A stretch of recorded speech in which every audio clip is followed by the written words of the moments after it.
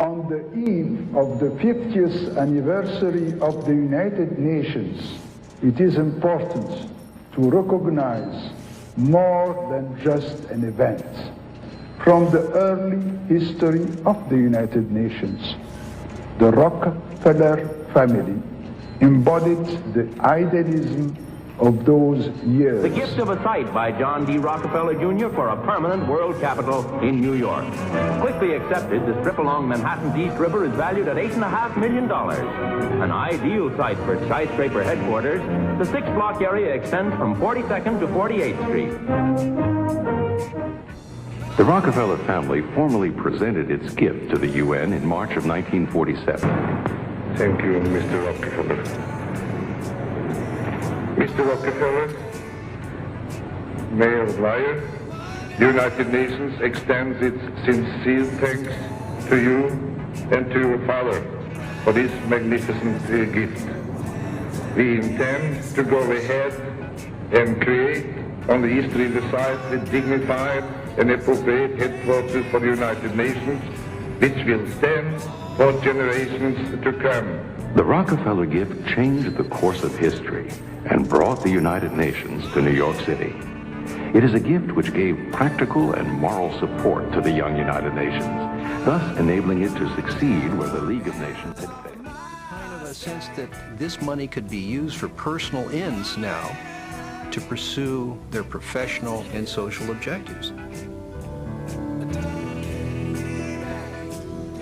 John D. III continued to run the family philanthropies, but was emerging from his father's shadow through his work in population control. Can a microscopic tag be implanted in a person's body to track his every movement? There's actual discussion about that. You will rule on that, mark my words, before your tenure is over. Can brain scans be used to determine whether a person is inclined toward criminality or violent behavior?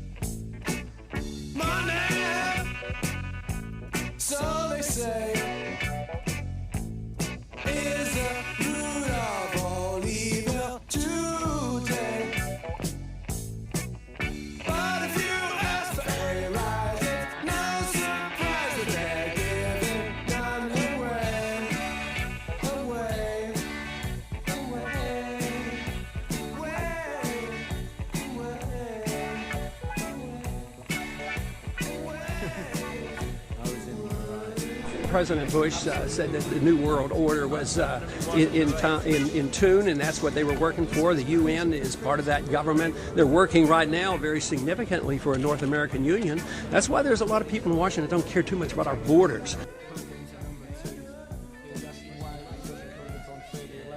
They have a philosophical belief that national sovereignty is not important. It's also the reason I have made very strong suggestion that we need not be in the United Nations for our national security. And the Rockefeller family's commitment to the United Nations did not end with this exceptional gift. It continues to the present day, and it is personified by David Rockefeller, whom we honor. The European Union have fostered something over the last year called Euro-Lat, and I'm a delegate to it, which is laying the groundwork for Latin America to all have delegates into a kind of a body, which in fact the European Union pays for. We've brought them over to Brussels twice now. Barring that, I think another thing that all MEPs have received is a report advocating United Nations Parliament. And there's kind of a move for a United Nations Parliament. You know, just little things like that.